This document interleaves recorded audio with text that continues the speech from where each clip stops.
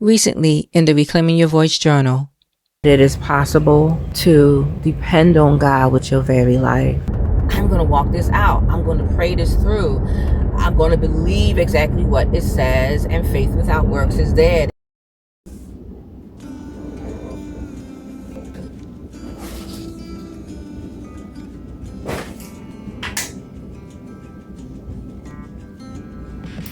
Hey lady, happy Saturday.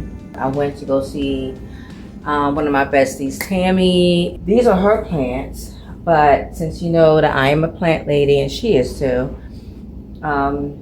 she wanted me to adopt these two plants. So I'm having a struggle right now. I was debating if I was going to work today. And it took me a while for me to really make up my mind because I am short with rent. And what I've been doing lately is, Saturday is the Sabbath, I've been trying to get back consistently with resting on the Sabbath. We need to rest. And I have been learning that rest is holy, rest is sacred, rest is something that the Lord and also Jesus shown us as an example of how important rest is. To reflect on your week, reflect on the Lord, take the time to slow down. I recently am learning and trying to be consistent with that. I'm not going to work today. I'm just going to chill out, clean or whatever, but maybe I go on a bike ride. It's really hot, so I'm not sure if I'm going to do that. I don't know. I really want to. I'm going to trust God. I am expecting a miracle. I'm going to trust God today. I'm going to depend on Him.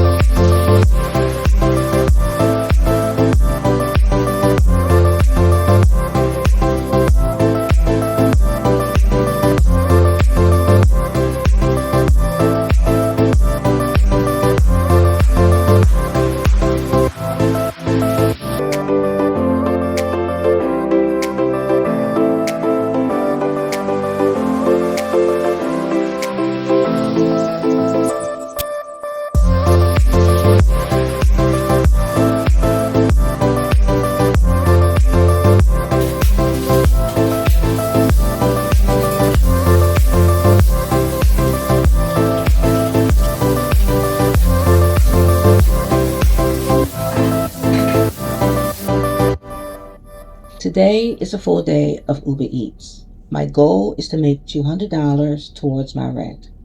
As I am setting up the app, come deliver with me and let's talk more about expectations. Let's go.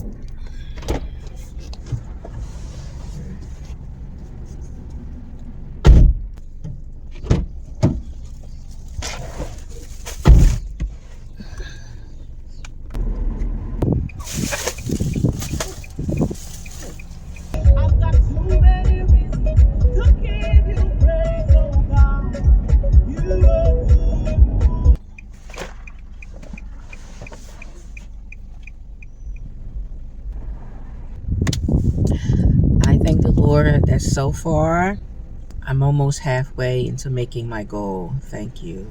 Thank you, Lord. One of the most important areas in our life that expectations can really get us tripped up is relationships. And I don't know if this would be like, I would say that's number one. Number two, I'm going to say also employment. With relationships, knowing our identity. I cannot stress this enough. How knowing your identity will carry you, will carry me so far in our life.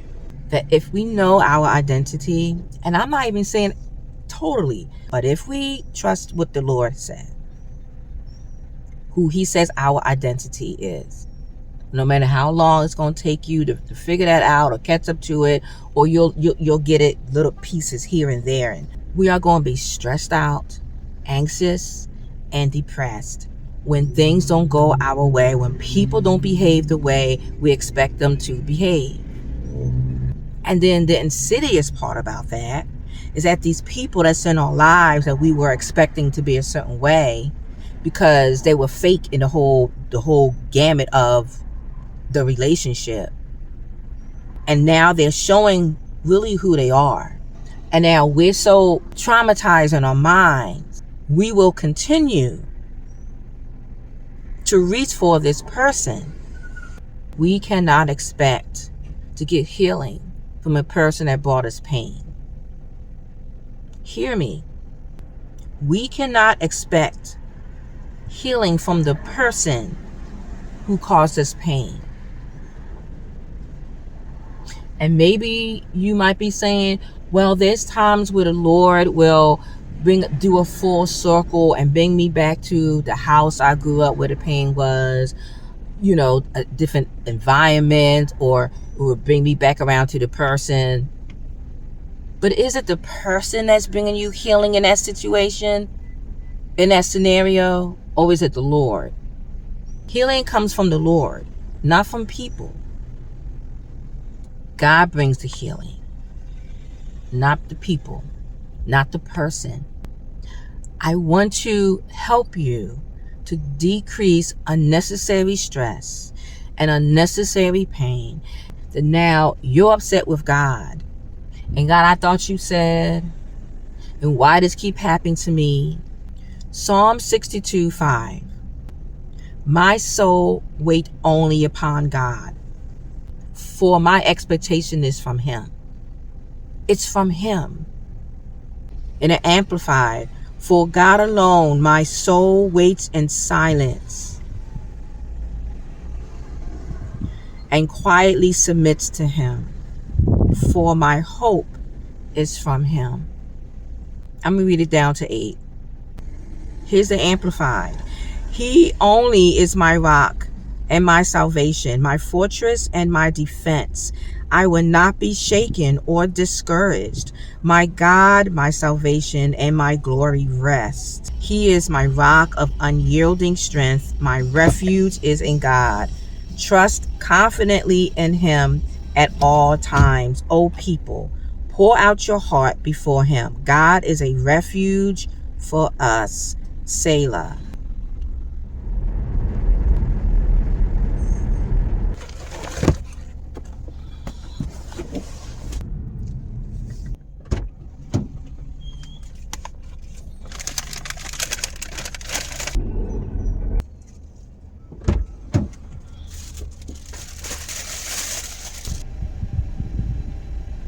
We have the degree, we have the accolades, and now we moved up in the job, and we're so caught up in all these things because now these things is telling us who we are.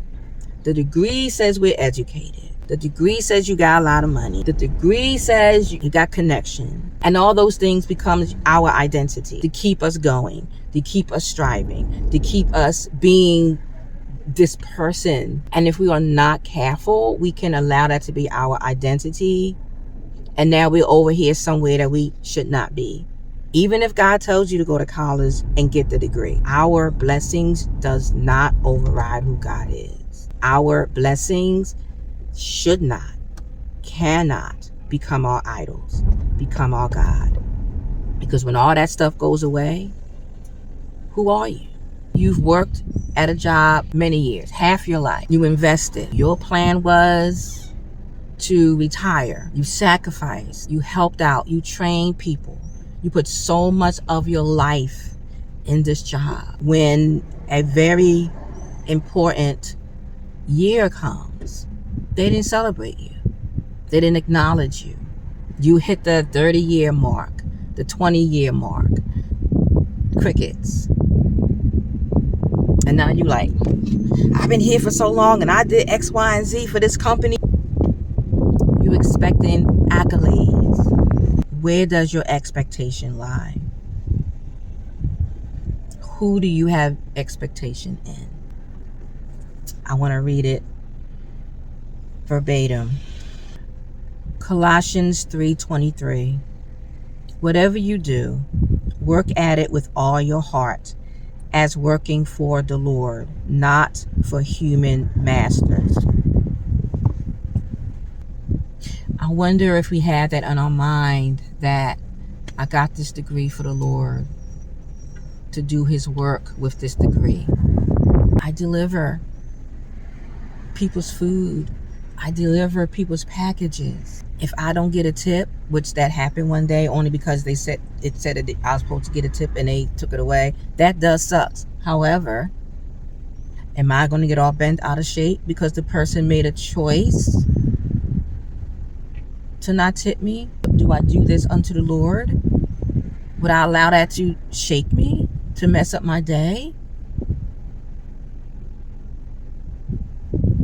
You're a stay-at-home mom. You're a single mom. You work at McDonald's. Whatever you do, work at it with all your heart as unto the Lord. Not for your boss. Not for your job friend. Not for your parents. Not for your parent. That's fine. But who are you doing it unto? So when all that crashes and burns, when someone does something that you did not expect, where's our heart posture? Where's my heart posture? When the unexpected happens, how will we deal with it? Will we be so caught up in, I did this, I made this happen, it's because of me,